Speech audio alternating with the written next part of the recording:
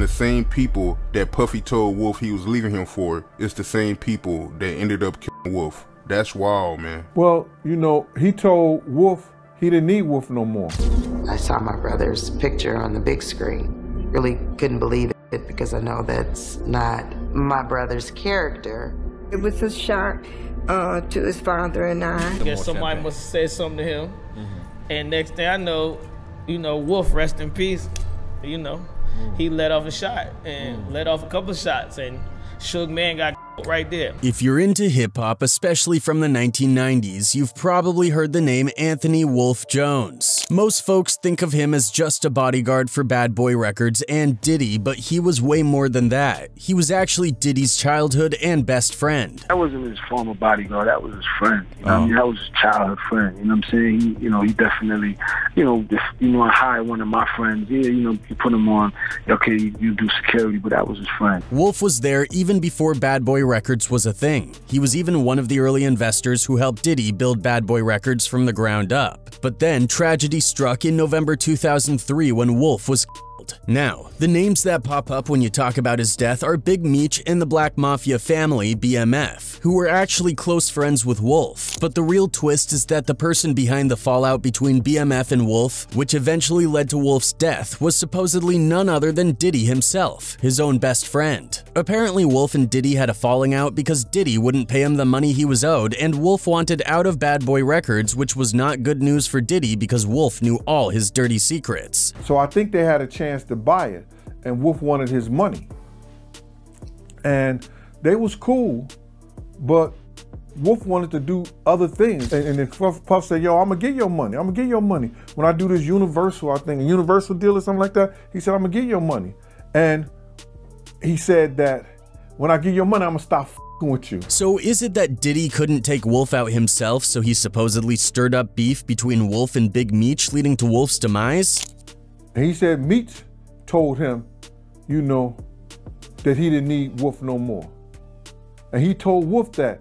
And Wolf, it was like putting a battery in Wolf's back. It's crazy to think about how many deaths Diddy seems to be indirectly or directly connected to. At the end of the day, it looks like he's the only one benefiting from all this chaos. So what exactly went down? Let's dive in. Anthony Wolf Jones was born on February 20th, 1965 in the Bronx, New York. Raised by his mother, Barbara Jones, since his father wasn't around, Wolf had a tough but loving upbringing. His mom, a teacher, did everything she could to give him and his two younger brothers a good start. They went to private school during the week, and on Saturdays, Barbara homeschooled them. They lived in a part of the Bronx known as the Valley, a rough neighborhood that shaped Wolf's reputation. While many thought he got his nickname Wolf from his street presence, it actually came from a much more innocent source. During his childhood, his best friend Troy and Troy's sister Tammy started calling him Wolf based on the character Eddie Munster from the 1960s TV show The Munsters. They poked fun at his prominent widow's peak and his resemblance to Eddie. His little brother Terrence, known as Little Wolf, was very close to him. As Wolf entered his teenage years, he formed a tight-knit group with friends from his neighborhood. They called themselves the Valley Mob and became known in the Bronx for being tough guys who could handle themselves in a fight. Despite dabbling in the streets, Wolf still graduated from Harry S. Truman High School in 1983 and went on to attend Bronx Community College. He tried to juggle different jobs while pursuing his degree, working at the United States Postal Service and later in construction. However, being a college student with a 9-to-5 job wasn't bringing in enough cash, so Wolf hit the streets with his Valley Mob crew to make money. Unfortunately, this decision led Wolf straight to prison after a beef with a rival crew resulted in him catching an attempted murder charge in the early 1990s. After spending only a few years in prison, he was released in early 93, a year of significant progress not just for Wolf, but also for a young music industry A&R trying to make his mark, Sean Puffy Combs. Wolf and Puffy were already acquainted before Wolf went to prison, and by the time he got out, Puffy was starting to make a name for himself in the music business. Puffy was working under Andre Harrell at the legendary Uptown Records, playing a major role in successful projects like Jodeci's Forever My Lady and Mary J. Blige's What's the 411. However, Puffy's success led to some clashes with Uptown CEO Andre Harrell. By early 1993, Puffy was fired from the label. Parlay, and then you started working with Andre Harrell. Tell us about that. At the time, I was working with Andre Harrell, but he wasn't paying me enough, so I had to promote parties on the side, which was all good. Being dropped put Puffy in a deep depression and made him question his future in music. Luckily, friends from Harlem and around the way supported him financially as he tried to stay afloat and build his empire. But Puffy still needed more money to promote his two most prized assets, Craig Mack and the Notorious B.I.G. This is where his relationship with Wolf would come into play. After his release from prison, Wolf went into business with two of his close friends, Buck and L. They started a party company called Butt Naked, holding events all up and down the East Coast, including at Puffy's alma mater, Howard University in Washington, D.C. However, it was said that this was just a front for their real business, cocaine distribution. Wolf, along with Buck and L, decided they wanted to be early investors in Bad Boy Records, giving Puffy hundreds of thousands of dollars to cover the costs of jump-starting the label. Another friend, D. Ferg, the father to A$AP Ferg, helped design the iconic Bad Boy Records logo. A$AP Ferg's father, D. Ferg, he had designed the logo for Uptown Records and the logo for Bad Boy. And their investment paid off big time. Once Biggie was featured on the hit Supercast song Dolly My Baby, along with his own solo single Party and Bull S from the 1993 film Who's the Man soundtrack, things started looking up. Wolf began spending more time with Puff, and their bond grew stronger, almost like brothers. Bad Boy Records was gaining traction in the music industry, and in 1994, things took a major leap forward. Puff signed a lucrative 50-50 distribution deal with music mogul Clive Davis and Arista Records. This deal catapulted Bad Boy into one of the most popular labels in rap, especially after the release of Craig Mack's hit song Flava in Ya Ear, followed by its star-studded remix and Biggie's legendary Ready to Die album. Bad Boy was officially a powerhouse in the music industry. Wolf became head of security at Bad Boy, but he was more than just a bodyguard. He was muscle, someone Puff respected for his street reputation. Wolf was very protective of Puff, always on point when it came to any type of threats, and soon Bad Boy would need a soldier like Wolf more than ever. On November 30th, 1994, the seeds of a major conflict were planted. Tupac was ambushed in the lobby of Quad City Studios by 3 armed men, leading to him being shot 5 times. The story goes that Tupac was in New York City doing guest appearances while awaiting trial on the assault case. Tupac started questioning why his co-defendants accused of the same crime were getting lesser charges and way less jail time. This was a dangerous move because one of the people he was speaking of was a well-known Brooklyn gangster named Haitian Jack. Jack called up another notorious New York gangster, Jimmy Henchman, and together they came up with a plan to set up Tupac at Quad City Studios. Tupac called out Jimmy Henchman and Haitian Jack for being behind the setup. From the outside, it looked like the situation had nothing to do with Biggie, Puffy, or Bad Boy Records. But according to Tupac, they knew exactly what was going to happen to him that night and didn't warn him, which he saw as a betrayal. He was cool with Puff and best friends with Biggie, so this felt like a massive stab in the back. It's been said that one of the reasons for the tension between Puff and Pac was because Pac was originally supposed to sign with Bad Boy but pulled out of the deal at the last minute. He later told Biggie not to sign with Puff because he didn't trust him. Just a few weeks after being shot, Tupac was sent to the Bellevue Hospital jail ward before ultimately being sentenced to 4.5 years in prison and sent to the Clinton Correctional Facility in upstate New York. While locked up, he did an interview with writer Kevin Powell for Vibe magazine, stating that once released, he vowed to get his revenge on Puffy, Biggie, and anyone associated with Bad Boy Records. But more trouble was brewing from another former friend, Marion Suge Knight, the CEO of the legendary Death Row Records. Despite the belief that they'd been mortal enemies from day one, Puff and Suge were actually cool at one point thanks to Anthony Wolf Jones. Wolf had a relationship with Suge, and they shared mutual respect. Wolf introduced Puff to Suge at the legendary Tunnel nightclub in New York City. They got so cool that sometimes when Puff flew out to LA to conduct business, Suge would pick him up from the airport. But eventually competitiveness got in the way. The two rising moguls fell out over supremacy in the music industry, money, and women. Their growing feud was put on display for the world to see on August 3, 1995 at the Source Awards held at the Paramount Theater in New York City. Biggie dominated the night, winning 4 awards, and Wolf was in attendance as well. But the real story was the growing tension between the East Coast and West Coast. Things reached a boiling point when Suge Knight took over the stage and seemingly directly disrespected Puff. Suge's words caused tension between his death row entourage and the East Coast rappers they were surrounded by. I want to stay a star Don't want to have to worry about the executive producer trying to be all in the video, all on the record, dancing.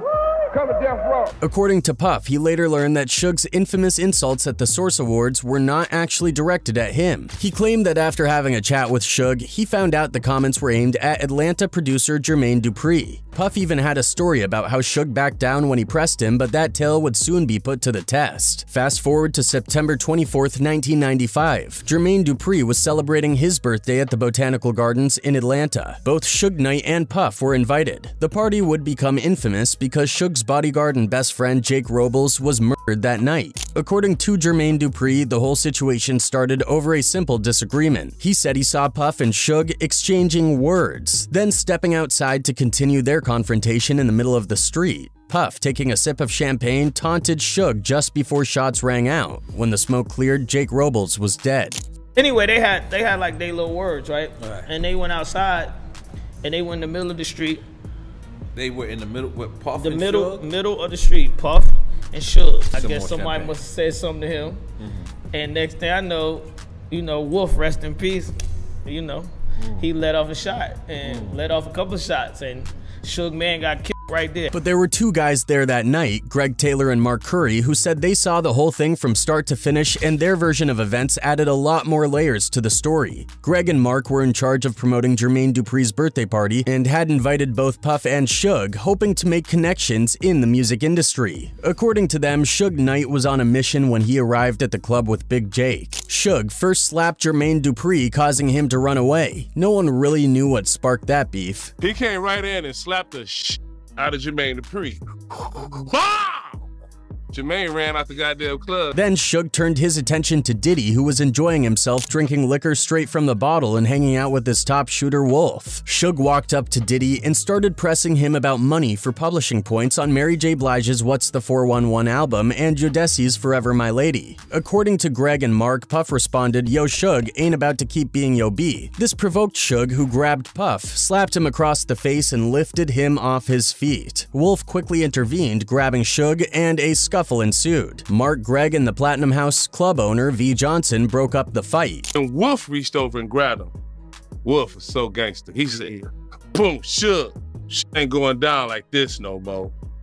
And enough was enough. And he brought Puff out the air and set him back on his feet. But it wasn't over yet. V told Puff, Wolf, Suge, and Big Jake that if they really had a problem, they could go into a room in the club and handle it like men. Witnesses said that if you put your ear to the door, all you could hear was furniture being moved and bodies being slammed. Surprisingly, just minutes later, all four men emerged from the room, with Suge having his arm around Puff like they were old friends who had a disagreement, fought it out, and were cool again. V opened the door, and there goes Suge and Puff standing there like this, hugged up. We like, oh, these niggas worked that out. They worked that stuff. They was like, quick. As the club was shutting down and everyone was walking outside, Wolf and Big Jake were having a conversation of their own, but everything was interrupted by gunshots from across the street, causing panic and confusion. In the middle of all the commotion, with everyone's attention elsewhere, someone from the bad boy entourage walked up to Big Jake, put a pistol to his body, and started shooting. Jake was hit multiple times in the chest. The gunman then turned his weapon on Suge, but Suge snatched up Puff, who was standing right next to him, and used him as a human shield. Suge backed away toward his waiting vehicles, holding Puff in an aggressive full Nelson before tossing him aside and making his escape. The popular theory is that it was Anthony Wolf Jones who fired the fatal shots that Suge Knight's best friend, escalating the beef between Bad Boy and Death Row to deadly levels. But according to Mark and Greg, they looked directly at the shooter and it wasn't Wolf. It was a member of his Valley mob. Rapper Keith Murray recounted a very similar story. In an interview with the Art of Dialogue YouTube channel, he said he was there that fateful night, saw everything go down between Puff and Suge, and knew who Big Jake, and it wasn't Wolf. And Puffy was there, then all of a sudden I saw Suge. Pow! Smacked the dog out of Puffy. I think Suge Knight Man got killed. And I ain't gonna say no names, but I was around the environment, and God bless the dead. He's dead now. The events of that night served as the catalyst for the intense beef between Death Row and Bad Boy Records, pushing the rivalry into dangerous territory. So after the tragic death of his friend Jake, Suge Knight was out for blood and wanted war with Bad Boy Records. He found his general, his version of Hannibal, in none other than Tupac Shakur. With Tupac at the helm, the East Coast-West Coast feud kicked into high gear, eventually leading to the heartbreaking deaths of both Tupac and Biggie. Following Tupac's death, Wolf, who was Puffy's right-hand man, warned him that they needed to move differently. Biggie was getting death threats and mysterious calls, but in February '97, Puff ignored Wolf's advice and took Biggie to Los Angeles for his Life After Death promotional tour. Wolf had a bad feeling about this and told Puff he was putting Biggie in danger, and unfortunately Wolf's premonition came true. After attending a Soul Train Music Awards after-party hosted by Vibe magazine and Quincy Jones, Biggie was shot 4 times and K-worded. Wolf and Puff nearly fell out over Biggie's death. Wolf was not happy with how Puff handled the situation, but despite their issues, Wolf stayed loyal to Puff. Watching Bad Boy Records rise to dominance in the late 90s, the label churned out hit singles, sold millions of albums, and became a powerhouse in the music industry. Meanwhile, Puff was expanding his empire beyond music, diving into various business ventures and spending more time in Atlanta making new connections. It was during this period that Wolf introduced Puff to Big Meech and the Black Mafia family, BMF, one of the top drug organizations in the US. He the one who opened the doors to Bad Boy and BMF down at Atlanta. That all came from Wolf. Puff was already well connected in the music industry, but thanks to Wolf, he now had serious street connections. Trying to juggle both worlds, however, would backfire on Puff. He had an ongoing beef with a Brooklyn shooter and gangster named Matthew Scar Allen, which led to shootouts at a party in New York while Puff was with his then-girlfriend Jennifer Lopez. Bystanders got shot and Wolf was facing life in prison due to attempted murder charges from the early 90s. Puff, being too valuable to the music industry, couldn't go down for these charges, so the blame fell on his new artist Jamal Shine Barrow. Leading up to the trial, Puff cut off all contact with Shine and refused to help him pay for his legal defense. When Shine shot the music video for his hit single Bad Boys, Puff was nowhere to be seen. But Wolf was front and center, showing his support. Wolf didn't agree with how Puff was handling Shine's situation, causing friction between them. After the trial, Wolf began to see Puff differently, feeling it was time to move on from Bad Boy and start his own venture. At a birthday party thrown by Jennifer Lopez for Puff in Miami's Club 312, Wolf met Mike Sally, the brother of former NBA player John Sally. They talked about going into business together and buying the club, making Wolf feel ready to cash out his investment in Bad Boy. Now, he had admirations to own a club. He was trying to get this club down in Miami with John Sally's brother, Mike Sally. He informed Puff of his plans and asked for the $300,000 he initially invested, but Puff stalled, causing the deal to fall through and adding to Wolf's growing resentment. I guess he wanted to move on and he needed his money, I guess, that he put up, or, you know, Wolf said it was $300,000. By late 2002, tensions between Wolf and Puff reached a boiling point. Wolf aggressively confronted Puff about the money at the Bad Boy offices, with things nearly turning physical. According to Gene Deal, another of Puff's bodyguards, he heard Puff tell Wolf he no longer needed his protection because he had Big Meech and BMF backing him. I guess he wanted to move on and he needed his money, I guess, that he put up, or, you know, Wolf said it was $300,000. This made Wolf feel disposable, though he still maintained ties with Southwest T, another BMF member. In October 2003, Wolf threw a party at his Atlanta home, attended by BMF members, including Meech and Terry. He even vouched for an old Brooklyn shooter friend to join BMF, which would lead to tragic consequences. On November 11, 2003 at Club Chaos in Buckhead, Wolf and his right-hand man Lamont Rez Gertie crossed paths with Big Meech and other BMF members. Tensions rose over a woman Wolf was involved with, leading to a fight and their ejection from the club. Waiting outside, Wolf and Rez confronted Meech and another BMF member, Bull, in the parking lot. A gunfight ensued, with Wolf and Rez initially having the upper hand, but their old Brooklyn friend, now part of BMF, turned on them, seeking to prove his loyalty to Meech. He gunned down Wolf and Rez, K-wording them both on the spot. He was walking towards Wolf and them, so Wolf and them like, yo, I guess they like, that's my man and everything like that, but damn, now he working for Meech and them. And he shot Wolf and Rez. In the aftermath, Wolf's mother spoke out, revealing Puff paid for Wolf's funeral but treated her son as if he barely knew him. She pressed Puff about the $300,000 he owed Wolf, but Puff dismissed it, claiming Wolf had delusions of grandeur. By the way, let it be known, he does owe my son $300,000. because he's always saying, do that, I'll give you the money back. Wolf left behind 5 children, though rumors persist that he was the real father of Puff's first son, Justin. Despite these claims, no proof has surfaced and they remain speculation. Wolf was always in the shadows at Bad Boy, playing a crucial role in the label's development. Even though he doesn't get the credit, he was instrumental in building one of the most influential record labels in music history. Puff has since reached near billionaire status, but Wolf's legacy as a Bronx legend and the heartbeat of the Valley mob remains. He was only 38 when he died. Rest in peace.